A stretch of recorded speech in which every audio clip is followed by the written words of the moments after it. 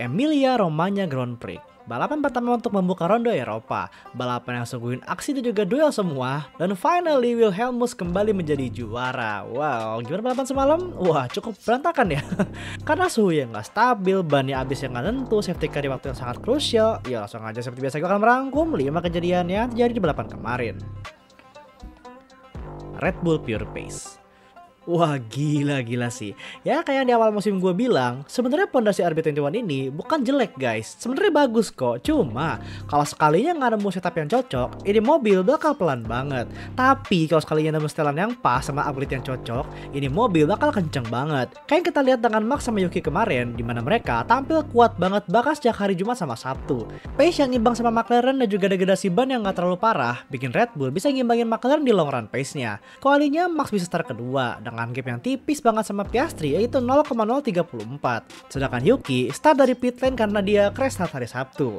Hari balapan, Max startnya masih kalah sama Piastri, tapi biarpun kalah startnya, ini Max Verstappen guys, dimana dia selalu bisa nemu celah untuk masuk ke tikungan manapun. Celah luarnya Piastri itu lowong, meskipun agak sempit, tapi Max Verstappen bisa tetap masukin dengan mulus untuk merebut posisi satunya Oscar Piastri tanpa keluar track sedikit pun dan juga tanpa ngedorong Piastri sama sekali, dan memimpin balapan tanpa gangguan sejak itu. Nah, di saat orang-orang ngepit duluan karena degradasi ban yang sangat parah, Max Verstappen memilih untuk berusaha jaga ban dan juga pace yang stabil untuk bisa ngepit di pertengahan balapan. Dan saat Oscar Piastri ngepit pada lap 14, itu semua bikin Max Verstappen jadi sendirian di depan. Dan bener aja, pace-nya di depan itu stabil banget dan gap-nya jauh banget. Sampai akhirnya dia ngepit saat VSC keluar di waktu yang sangat pas banget saat dia mimpin pada lap 29. Jadi dia bisa ngepit tanpa kehilangan banyak waktu dan masih di depan jauh banget. Lap demi lap berlalu hingga safety car keluar di lap 46-47. Dan lagi-lagi Max Verstappen bisa ngepit dengan aman. Beruntung bang itu bang, gara-gara SC aja itu dia pitnya jadi enak. Untung dari mana? Orang habis safety car masuk dia langsung kabur lagi anjir. Langsung kabur jauh banget hingga memenangkan balapan dengan gap 6 detik jauh banget. Cuma dalam waktu 10 lap doang. Wow, gelo ini orang, parah banget. Upgrade-nya padahal dikit loh, tapi upgrade ini bikin mobil RB21 punya window setup yang lebih longgar, jadi bisa lebih otak-atik mobilnya untuk cari setelan yang pas buat balapan. Gak cuma Max yang kenceng, Yuki pun bagus juga. Meskipun crash di hari Sabtu yang sangat parah yang bikin mobilnya hancur parah dan bikin dia start dari pit lane karena benerin mobil, tapi dia tetap sukses dulang poin di hari Minggu dengan finish ke-10 dan nunjukin sekali lagi bahwa naikin dia ke Red Bull Racing adalah keputusan yang sangat tepat. Oh, tapi nextnya Monaco guys, dimana Red Bull ini tuh benci banget sama aspal yang bumpy. So, gue gak jamin mereka masih di depan, tapi ya at least bisa top 5 lah ya di besok balapan ini. McLaren.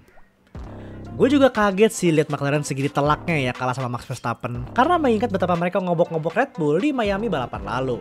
Sebenarnya pace-nya sih bagus ya di Imola nih, dan juga degradasi bannya juga nggak parah-parah banget lah. Ya tipikal McLaren gitu, awet ban gitu kan. Tapi kayaknya nih ya, semalam tuh yang mereka buat kesalahan tuh adalah masukin pit Piastri terlalu cepat banget, dimana lap 14. Itu bikin dia drop ke belakang jauh banget, juga stuck di belakang traffic, dan harus nyalip satu persatu orang di depannya. Dan itu buang-buang waktu banget, dan juga buang-buang ban banget. Gue pikir awalnya, oh ini semua karena bannya pada habis nih, makanya orang-orang pada ngepit cepet. Jadi gue pikir abis Piastri ngepit, Norris sama Verstappen langsung ngepit juga gitu.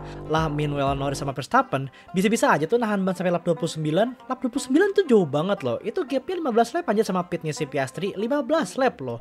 Dan Norris sama Verstappen bannya aman-aman aja. Ya gue juga nggak jamin sih kalau Piastri bisa nempel ke Max meskipun dia nggak ngepit ya. Cuma at least ya namanya gamble ya kan.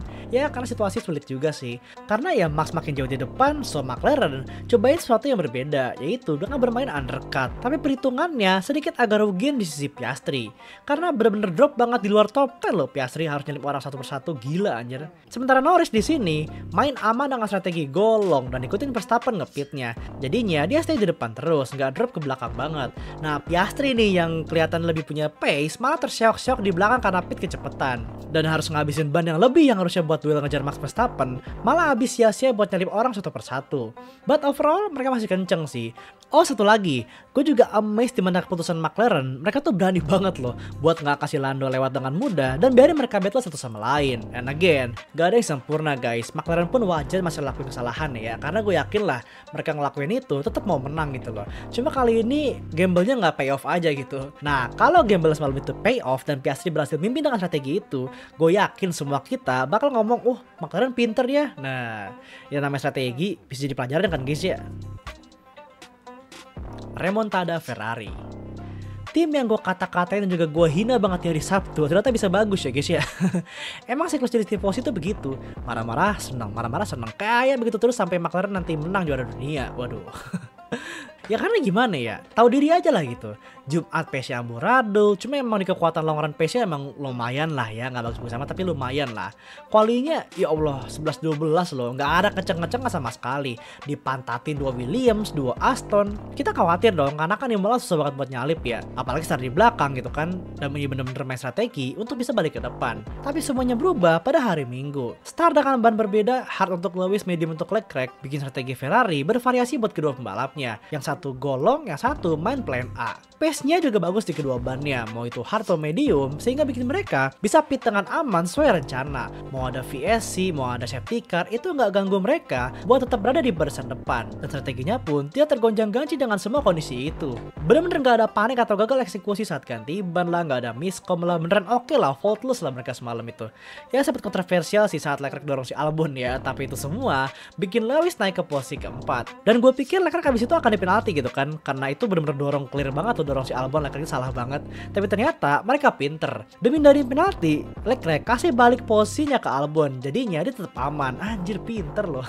Udah mau bikin Albon keluar, Lewis ya naik, Leclerc ngasih posisi balik buat aman dari penalti. Licik sih, tapi legal-legal aja. Kan dapetnya Leclerc udah ngasih balik posisinya Albon juga kan, dan juga nggak gain advantage gitu kan. Jadinya 4-6, bener-bener remontada buat mereka. Williams masih bagus. Wah ini tim gila sih, pace-nya kencang banget dari Sabtu bro. Masalahnya nih ya, mau semalam ada safety car atau enggak, mereka itu tetap berkutik di 5 besar guys balapannya. Pace mereka itu bahkan di depan Mercedes loh, nah sedikit lebih dari Ferrari. Ya tapi tetap di belakang Red Bull sama McLaren sih, jadi kasarnya mereka tim ketiga lah semalam itu. Sama kayak McLaren, kesalahan mereka adalah ngepit si Sainz duluan, yang dimana kata Sainz itu bukan bagian dari rencana. Karena Sainz kan awalnya rencananya pit di tengah-tengah balapan kan ya, dan itu semua bikin Carlos ngedrop banget ke barisan belakang. Sementara Albon dibiarin golong kayak Norris dan ngepit sesuai rencana, yaitu pertengahan balapan. Ya meskipun Carlos tetap bisa balik ke P8 ya, tapi harusnya bisa lebih lah gitu loh. Dan Albon, wow double top 5 aja, gila nih orang.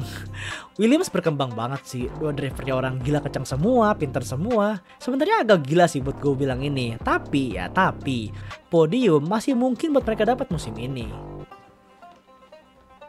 Kesimpulan dan overall, strategi sangat berperan di balapan semalam karena udah sama kompon ban yang paling lunak yaitu C6, C5, C4, suhunya panas pula, bannya cepet habis, tapi tahu-tahu pertengahan balapan mediumnya enak lagi. Gila anjir, para engineer tuh semalam bener-bener muter otak gitu, gimana nyusun strategi yang berubah-ubah semalam karena kondisi. So, gak heran mereka tuh dibayar mahal guys. Mercedes jadi tim yang paling gak enak sih. Setelah top 5 terus panjang 6 balapan, akhirnya Russell semalam tuh finish ke-7 di luar top 5 karena pace-nya bener-bener gak ada sama sekali semalam.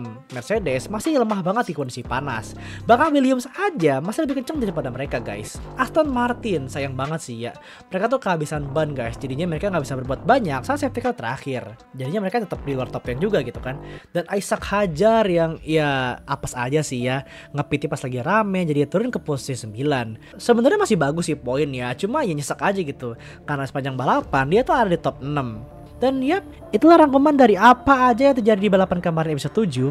See you minggu depan langsung ke Monaco. Thank you for watching.